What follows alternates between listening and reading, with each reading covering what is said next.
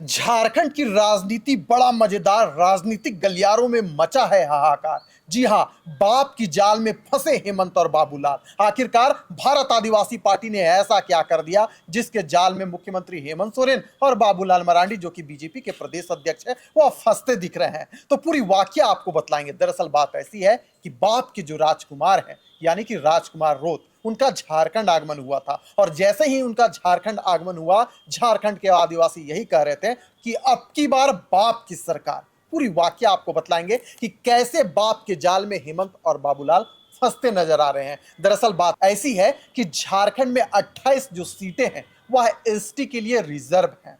ये वही एसटी सीटें हैं जिसको हारकर भारतीय जनता पार्टी 2019 में चुनाव हार गई थी और मुख्यमंत्री हेमंत सोरेन आज मुख्यमंत्री का पद लेकर बैठे हैं। 28 सीटों का झारखंड में बहुत बड़ा रोल है, यानी कि ये जो 28 सीटें हैं अपने आप में हीरा है, मोती है। इस सीट के साथ जो खेल जाएगा वही झारखंड का राजकुमार होगा। और जो राजकुमार रोत हैं, जो भारत आदिवासी पार्टी से आते हैं, वह बिल्कुल इन बातों को समझ चुके हैं। हमारे सहयोगी निरंजन जी इस वक्त हमारे साथ मौजूद हैं। निरंजन जी, झारखंड में आदिवासियों का वोट किसी भी को भी मुख्यमंत्री की कुर्सी तक पहुंचाने का दमखम रखता है। बिल्कुल। अब जिस प्रकार से बाप ने चक्रव्यूह रचा है उससे कहीं ना कहीं परेशानी बाबूलाल मरांडी को भी होगी और मुख्यमंत्री हेमंत सोरेन की होगी। आखिरकार कैसे? विशाल, झारखंड में 28 अनुसूचित जनजाति आरक्षित सीटें हैं। बिल्कुल। संथाल, कोल्हान से लेकर के दक्षिणी छोटा नागपुर तक के इलाकों में यह पूरा जो है बिखरा पड़ा हुआ है। और इसी 28 अनुसूचित जनजाति आरक्षित सीटों के दम पर चाहे भारतीय जनता पार्टी हो, चाहे झारखंड मुक्ति मोर्चा, इंडिया गठबंधन हो, ये तमाम जो दल हैं वो सत्ता की कुर्सी तक पहुंचते हैं। लेकिन इस बार जिस तरह से भारत आदिवासी पार्टी ने सभी आदिवासी सीटों पर ताल ठोकी है, उससे बाबूलाल और हेमंत सोरेन जो है वो फंसते हुए दिखाई दे रहे हैं। उनका पेंच, उनका मामला जो है वो फंसता हुआ दिखाई दे रहा है। हम आपको बता दें कि बस कुछ ही घंटों पहले जो है वो भाप के जो राजकुमार है, भारत आदिवासी पार्टी के जो सांसद हैं राजकुमार रौत, वो झारखंड आए हुए थे और झारखंड में वो 3 दिनों तक रहे और 3 दिनों के दौरे में वो कई अनुसूचित जनजाति आरक्षित सीटों का उन्होंने दौरा किया और उसके बाद सभी अनुसूचित जनजाति आरक्षित सीटों पर चुनाव लड़ने का भी घोषणा कर दिया है। तो इससे कहीं ना कहीं आप झारखंड मुक्ति मोर्चा को देख लीजिए, जिसके पास अभी 26 अनुसूचित जनजाति आरक्षित सीटें हैं, वहां से उनके विधायक हैं। भाजपा के पास मात्र 2 सीट है, लेकिन इस बार भारतीय जनता पार्टी ने जो आदिवासी दांव खेला है, बिल्कुल, और 2014 में भारतीय जनता पार्टी ने भी इन्हीं आदिवासियों के बदौलत जो है वो सरकार बनाई थी। इस बार का जो कहानी है वो बेहद ही दिलचस्प है, बेहद ही रोचक होने वाली झारखंड का विधानसभा का चुनाव और इसमें भारत आदिवासी पार्टी जो है वो अहम भूमिका निभाने वाली है। आप 28 विधानसभा सीटों में देखिए, वह तमाम जो ऐसी सीटें हैं जहां पर जल जंगल जमीन के मुद्दे जो हैं वो हमेशा विधानसभा के चुनाव में टॉप पर रहता, ऊपर रहता है। इन्हीं मुद्दों पर चाहे भारतीय जनता पार्टी हो, झारखंड मुक्ति मोर्चा हेमंत सोरेन हो या फिर इंडिया घटक या एनडीए दल के तमाम जो घटक है, वो इन्हीं मुद्दों पर वो राजनीति करते हैं और आदिवासियों के जो वोट है वो वोट लेकर के वहां से विधायक जिता करके सदन में भेजते हैं। लेकिन इस बार भारत आदिवासी पार्टी ने जो जाल बिछाया है, जिस तरह से 28 का 28 सीटों पर चुनाव लड़ने का उन्होंने घोषणा किया, उनके जो प्रदेश अध्यक्ष हैं प्रेम साही मुंडा, उन्होंने सीधे तौर पर कह दिया है कि हम किसी भी प्रकार का समझौता करने वालों में से नहीं है।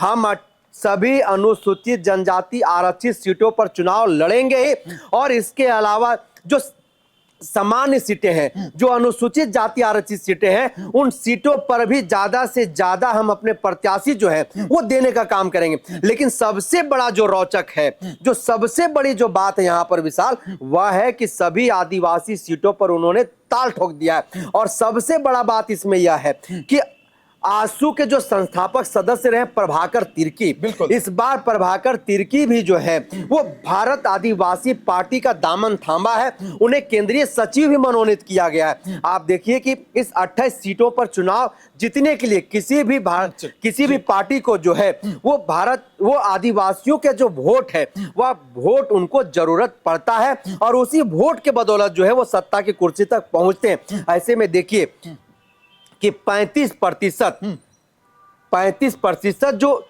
वोट है वो सीधे तौर पर इस 28 सीटों पर, जिसको हम क्रिश्चियन कहते हैं, उन क्रिश्चियन कम्युनिटी का है। तो आने की भारत आदिवासी पार्टी जो है इस बार जिस तरीके से अपना जाल फेंका है, जिस तरह से वो बैटिंग कर रहा है पिच पर, कहीं ना कहीं इस जाल में और इस लड़ाई में झारखंड मुक्ति मोर्चा और भारतीय जनता पार्टी दोनों जो है वो फंसते हुए दिखाई दे रहे हैं और दोनों के सामने जो है अब नजर नहीं आ रहा है कि हम क्या करें और कैसे जो है भारत आदिवासी पार्टी से हम एक तोड़ निकाले, क्या रणनीति बनाए कि हम यहां से आगे निकल पाएंगे। विशाल, निरंजन जी, आपसे ये भी जानना चाहेंगे कि राजकुमार रौत को झारखंड के लोगों को कम नहीं आंकना चाहिए। राजस्थान के विधानसभा चुनाव में उन्होंने कर दिखा दिया। कुछ महीने पहले भारत आदिवासी पार्टी को बनाया, 4 एमएलए को सीधे विधानसभा चुनकर भेज दिया और खुद संसद में जाकर पहुंचे। क्या झारखंड में भी कुछ बड़ा खेला होने वाला है? जिस प्रकार से राजकुमार रौत आए, उन्होंने झारखंड की एक एक गतिविधियों को समझा, जाना कि यहां पर 28 सीटें एसटी के लिए रिजर्व हैं। अगर इसमें कुछ खेला हो गया तो आने वाला समय में जो हमारी तमक है, जो हमारी जो महक है, वो झारखंड की जनता देखेगी।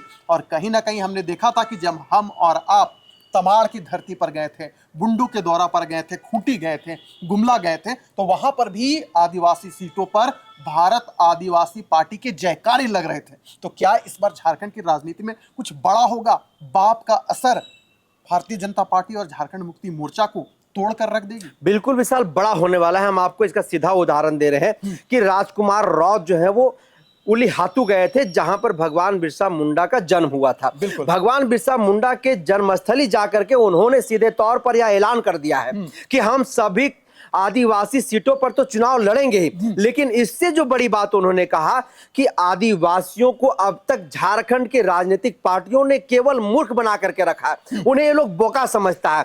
आप देखिए कि पिछले दिनों तक जो है एनसीईआरटी के द्वारा जो बुक लिखी जाती है उनके किताब के पाठ्यक्रमों में भगवान बिरसा मुंडा के बारे में जो है पढ़ाया जाता था, जैसा कि राजकुमार रौत बताते हम लोगों ने भी पढ़ा है। अब उस पाठ्यक्रम से भगवान बिरसा मुंडा की जो विस्तृत कहानियां हैं, बातें, उनको जो है छोटी कर दी गई है। तो उन्होंने कहीं ना कहीं बहुत सारे बातें कही। उन्होंने कहा कि अगर 24 वर्ष के झारखंड में अगर आदिवासियों का विकास नहीं हो पाया, अगर आदिवासियों का उत्थान नहीं हो पाया, अगर आदिवासियों का विस्थापन नहीं रोक पाया, अगर आदिवासियों का पलायन नहीं रोक पाया, तो इसका जिम्मेवार सीधे तौर पर यहाँ के जो मुख्यमंत्री रहे, यहाँ की जो राजनीतिक पार्टियां सत्ता की कुर्सी पर रही हैं, वो कहीं ना कहीं इसकी जिम्मेवार सीधे तौर पर उन्होंने कहा कि अगर हम रघुवर दास को छोड़ दें तो उसके बावजूद जितने भी मुख्यमंत्री झारखंड में रहे वो सभी आदिवासी रहे।